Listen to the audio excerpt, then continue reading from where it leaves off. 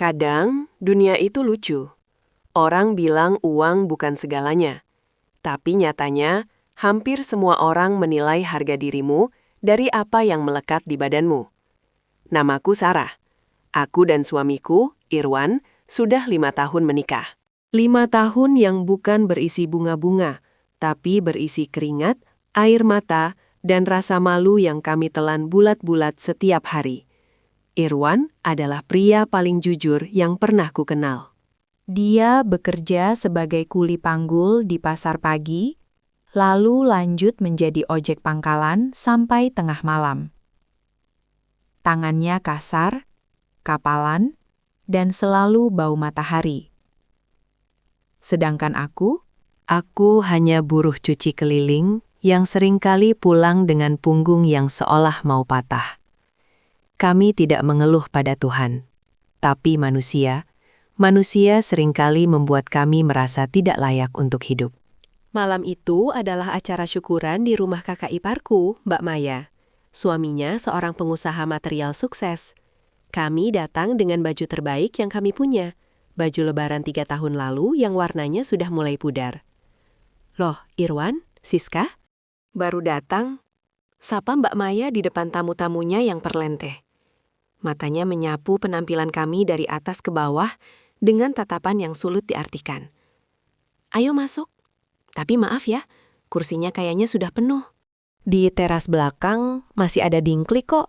Nanti makan di sana saja ya, biar nggak sempit-sempitan di dalam. Hatiku mencelos.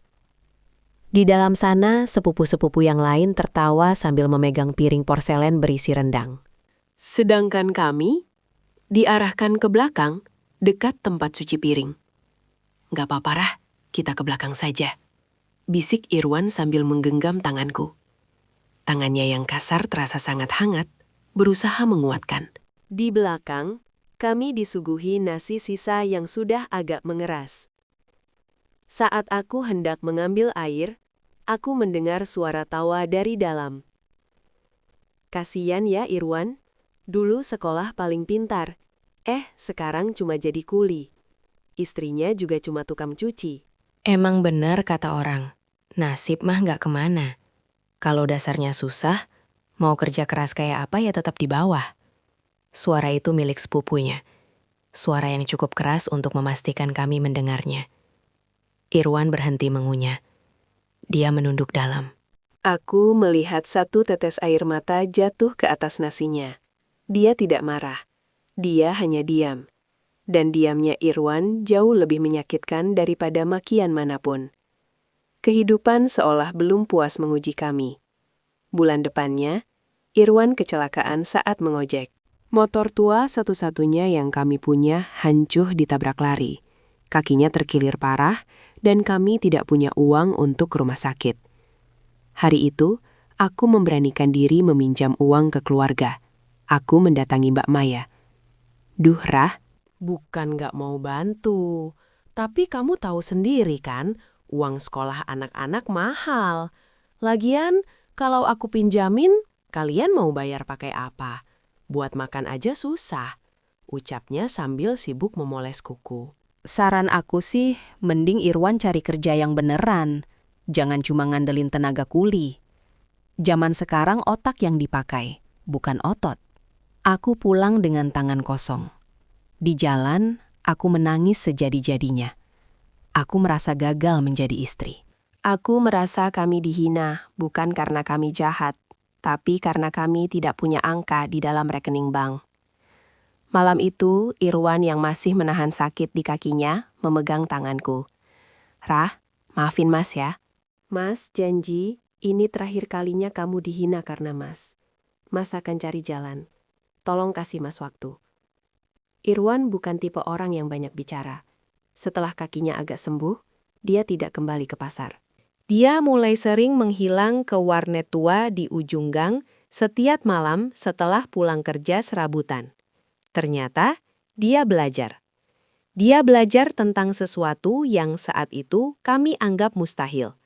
Pemesanan barang impor skala kecil dan digital marketing. Dia memanfaatkan otaknya yang dulu memang encer saat sekolah. Dia mulai dengan menjadi perantara kecil-kecilan. Dia tidak punya modal, jadi dia menjual jasa mencarikan barang. Siang hari, dia tetap memanggul karas. Malam hari, dia berada di depan layar komputer yang berkedip-kedip, sampai matanya merah.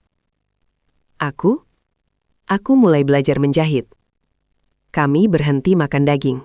Kami makan tahu dan tempe setiap hari demi menyisihkan uang untuk modal kecil-kecilan. Setahun pertama, tidak ada hasil. Hinaan tetap datang. Wah, Irwan sekarang gaya ya, mainnya komputer. Paling juga main judi online, celetuk tetangga sebelah. Kami hanya tersenyum. Perubahan itu datang perlahan. Bisnis jasa pencarian barang unik yang dijalankan Irwan mulai dikenal. Dari 1 klien menjadi 10. Dari 10 menjadi 100. Irwan berhasil menemukan celah barang kebutuhan industri kecil yang selama ini mahal karena dipermainkan tengkulak. Dia memotong jalur itu. Dia memberikan harga jujur. Prinsipnya satu, aku pernah susah, aku nggak mau orang lain susah karena aku serakah. 2 tahun berlalu, kami mulai bisa memperbaiki rumah. Kami membeli motor baru bukan untuk pamer, tapi untuk mobilitas. Lalu Irwan membangun gudang kecil. Aku berhenti mencuci baju orang lain. Aku sekarang mengelola administrasi usahanya yang mulai berkembang menjadi perusahaan distribusi. Suatu hari Mbak Maya datang ke rumah kami yang sekarang sudah kokoh dan berlantai 2. Dia datang bukan untuk menghina, tapi dengan wajah yang sangat ramah. Wajah yang belum pernah aku lihat sebelumnya. Rah, Irwan, dengar-dengar usaha kalian sukses ya? Anu, suamiku lagi ada masalah sedikit di proyeknya. Bisa nggak ya, Irwan bantu modalin dulu? Nanti ada bagi hasilnya kok, ucapnya sambil sesekali memuji dekorasi rumah kami. Irwan keluar dari ruang kerja dengan kemeja rapi, tapi tatapannya tetap sama, tulus dan tenang. Dia tidak mengungkit kejadian nasi sisa di teras belakang. Dia tidak membalas tentang uang sekolah mahal. Irwan duduk dan berkata, "Mbak, keluarga itu tempat untuk pulang, bukan tempat untuk saling merendahkan. Aku akan bantu, bukan karena aku ingin pamer harta, tapi karena aku ingin Mbak tahu bahwa roda itu berputar."